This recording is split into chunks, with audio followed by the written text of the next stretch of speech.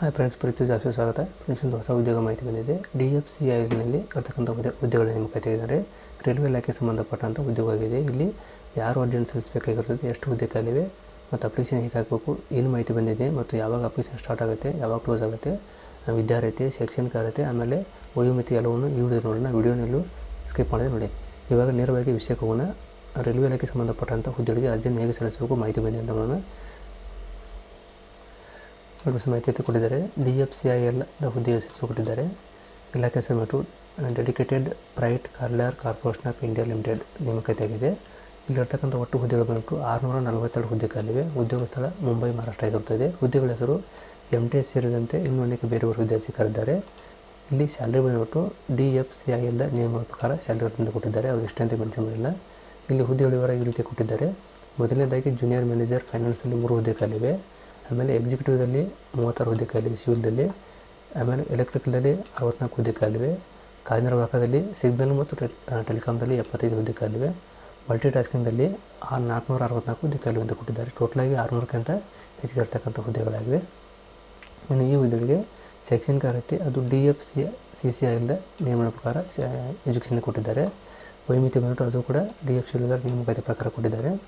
ಈ ಹುದ್ದೆಗಳಿಗೆ ಯಾವುದೇ ರೀತಿ ಅರ್ಜಿ ಶುಲ್ಕ ಇರುವುದಿಲ್ಲ. ತಾವು ಉಚಿತವಾಗಿ ಅರ್ಜಿಯನ್ನು ಸಲ್ಲಿಸ್ಬೋದು. ಆಮೇಲೆ ಇಲ್ಲಿ ಆಯ್ಕೆ ಪ್ರಕ್ರಿಯೆ ಯಾವ ರೀತಿ ಇರ್ತದೆ ಅಂದರೆ ಲಿಖಿತ ಪರೀಕ್ಷೆ ಮತ್ತು ಸಂದರ್ಶನ ಮೂಲಕ ಇರ್ತಕ್ಕಂಥ ಆಯ್ಕೆ ಪ್ರಕ್ರಿಯೆ ಮೂಲಕ ನಡೆದಂತೆ ಕೊಟ್ಟಿದ್ದಾರೆ. ಇನ್ನು ಅರ್ಜಿ ಸಲ್ಲಿಸುವ ಡೇಟ್ ಕೊಟ್ಟಿದ್ದಾರೆ. ಇಲ್ಲಿ ಆನ್ಲೈನ್ ಮೂಲಕ ಅರ್ಜಿ ಸಲ್ಲಿಸುವ ಆರಂಭ ದಿನಾಂಕ 18/1/2025 ಆರಂಭವಾಗಿದೆ.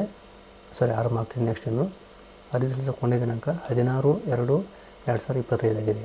ಅಟ್ಲಿಗೆ ತಾವು ಅರ್ಜಿಯನ್ನು ಆನ್ಲೈನ್ ಮೂಲಕ ಸಲ್ಲಿಸ್ಬೋದು. ಇಲ್ಲಿ PDF ಅನ್ನು ಕೂಡ ಕೊಟ್ಟಿದ್ದಾರೆ. ಈ PDFನಲ್ಲಿ ಏನು ಮಾಹಿತಿ ಬಂದಿದೆ ಅಂದರೆ ಇಲ್ಲಿ ನೋಡಿ, ಈ PDFಲ್ಲಿ ಈ ರೀತಿ ಮಾಹಿತಿ ಕೊಟ್ಟಿದ್ದಾರೆ. Dedicated private corridor corporation India limited government of India minister of railways ಅಂತ ಕೊಟ್ಟಿದ್ದಾರೆ. ಇಲ್ಲಿ ಅಡ್ವರ್ಟೈಸ್ ನಂಬರ್ ಕೊಟ್ಟಿದ್ದಾರೆ. ಇಂಡಕ್ಟಿವ್ ರಿಕ್ವೈರ್ಮೆಂಟ್ ನೋಟಿಸ್ ಅಂತ ಕೊಟ್ಟಿದ್ದಾರೆ.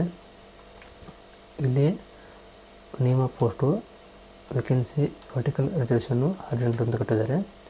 ಇಲ್ಲಿ ಜೂನಿಯರ್ ಮ್ಯಾನೇಜರ್ ಅಗತ್ಯ ಪೋಸ್ಟ್ ಕೊಟ್ಟಿದ್ದಾರೆ, ನೋಡ್ಕೋಬೋದು. ಇಲ್ಲಿ ಎಕ್ಸಿಕ್ಯೂಟಿವ್ ಆಮೇಲೆ ಸಿಗ್ನಲ್ ಟೆಲಿಕಾಮು ಮಲ್ಟಿ ಟಾಸ್ಕಿಂಗು ಟೋಟಲಾಗಿ 642 ಹುದ್ದೆ ಅಂತ ಕೊಟ್ಟಿದ್ದಾರೆ. ಇಲ್ಲಿ ರಿಮಾರ್ಕ್ ಅಂತ ಕೊಟ್ಟಿದ್ದಾರೆ. Details eligible examination fees, education qualification, PWD suitability, medical standard, eligibility, reservation and other details may be please be seen the detail advertisement ಅಂತ ಕೊಟ್ಟಿದ್ದಾರೆ. DFC ವೆಬ್ಸೈಟ್ ಮೂಲಕ ತಾವು ಚೆಕ್ ಮಾಡಿ ನೋಡ್ಬೋದು.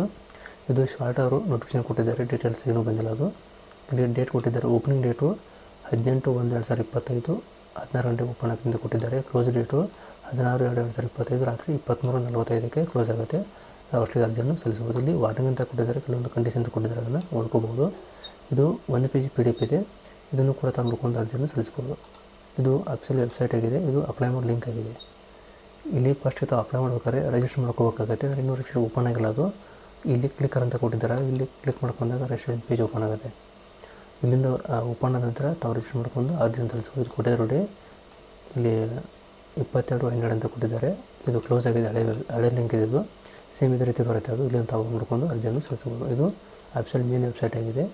ಅದು ಸರಿಯಾಗಿ ಓಪನ್ ಆಗ್ತಾಯಿಲ್ಲ, ನೆಟ್ ಸ್ಲೋವರಿಂದ ತಾವು ನೋಡ್ಕೊಂಡು ಅರ್ಜಿಯನ್ನು ಸಲ್ಲಿಸ್ಬೋದು. ಇದು ಕೂಡ ಒಂದು ರೈಲ್ವೆ ಇಲಾಖೆ ಸಂಬಂಧಪಟ್ಟಂಥ ನೇಮಕಾತಿಯಾಗಿದೆ. ಇಲ್ಲಿ government of India minister of railways ಅಂತ ಕೊಟ್ಟಿದ್ದಾರೆ. ರೈಲ್ವೆ ಇಲಾಖೆ ಸಂಬಂಧಪಟ್ಟಂಥ ಹುದ್ದೆಗಳಾಗಿವೆ. ಯಾರು ಅರ್ಜಿಯನ್ನು ಸಲ್ಲಿಸಬೇಕು ಅಂದ್ಕೊಂಡಿದ್ದಾರೆ MTS ಹುದ್ದೆಗಳಿಗೆ ಅವರು ನೋಡಿಕೊಂಡು ಅರ್ಜಿಯನ್ನು ಸಲ್ಲಿಸಬಹುದಾಗಿದೆ. 18ನೇ ತಾರೀಕಿಂದ ಆನ್ಲೈನ್ ಮೂಲಕ ಅರ್ಜಿ ಸಲ್ಲಿಕೆ ಆರಂಭವಾಗ್ತಿದೆ. ಅವತ್ತು ನೋಡ್ಕೊಂಡು ಅರ್ಜಿಯನ್ನು ಸಲ್ಲಿಸಬಹುದು. ಓಕೆ ಫ್ರೆಂಡ್ಸ್, ವಿಡಿಯೋ ನೋಡೋಕ್ಕೆ ತುಂಬ ಧನ್ಯವಾದಗಳು. Thanks for watching. Jai Hind, Jai Kannada.